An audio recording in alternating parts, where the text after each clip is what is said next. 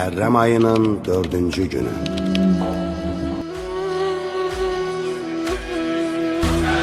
Ruhumdu Hüseyin, ebediyen eşkimdi Hüseyin. Ya Eba Zeysin liman sadamet. Bismillahirrahmanirrahim. Ya eyyühellezine amenu sallu aleyhi ve sellimu teslima.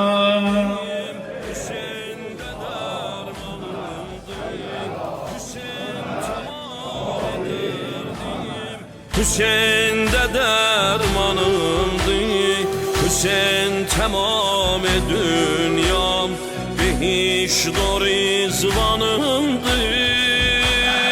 Ya Hüseyin can, ağama Sallallahu aleyke ya Resulallah.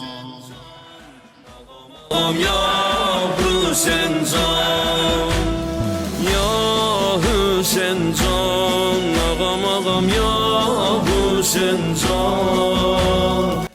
İmam Hüseyin Aleyhisselam dayandı Kərbəlada dedi, ey qom, siz bilmirsiniz mən Peyğəmbərin bir başa balası ya.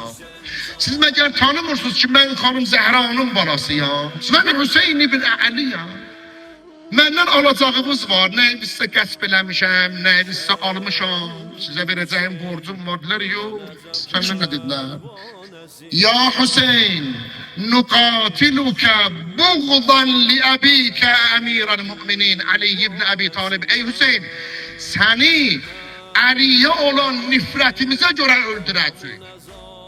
Xanəsiyəm, mən o həcəri, ağamın əzanxanəsiyəm. Kərbəla elə bir səhnədir, elə bir mənzərədir ki, hər bir insan bu mənzərədən, bu səhnədən özünə dərs ala bilir. Kim ki nökər oldu, dərbarının qulamı, aləmdə bərtər oldu. İmam Hüseynin başı kəsiləndən sonra həmin dil xanım Zeynəbin dili oldu. Xanım Zeynəb İmam Hüseynin danışan dilidir. Onlar İmam Hüseynin başını kəsdilər ki, haqqı sustursunlar.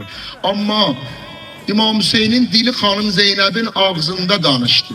Xanım Zeynəbin dodaqlarında danışdı. Həmin o dil İmam Hüseynin dili.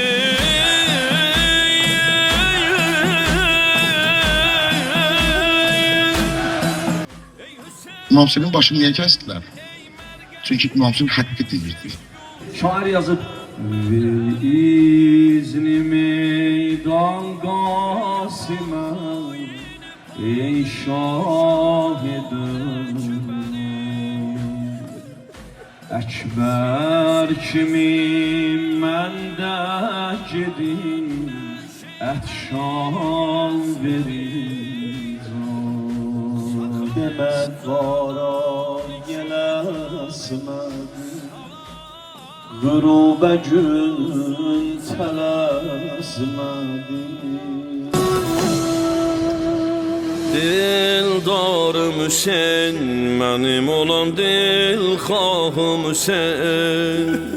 Salarım Hüseyin, şərəf ilə zicahım Hüseyin. Ömrümdür Hüseyin, şəhənşəhi agahım Hüseyin. Ömrümdür Hüseyin, şəhənşəhi agahım Hüseyin. Hüseyin məhəbbətilə şirindir.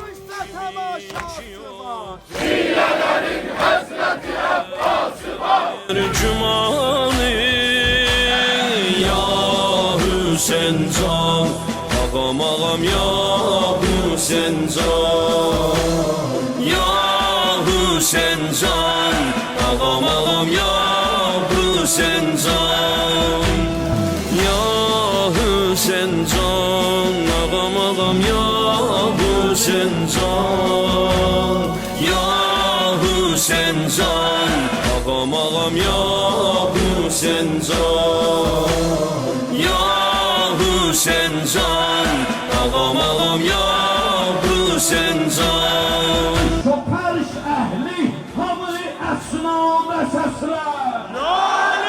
Tercümanı ya Hüseyin can, ağam ağam ya Hüseyin can, ya Hüseyin can.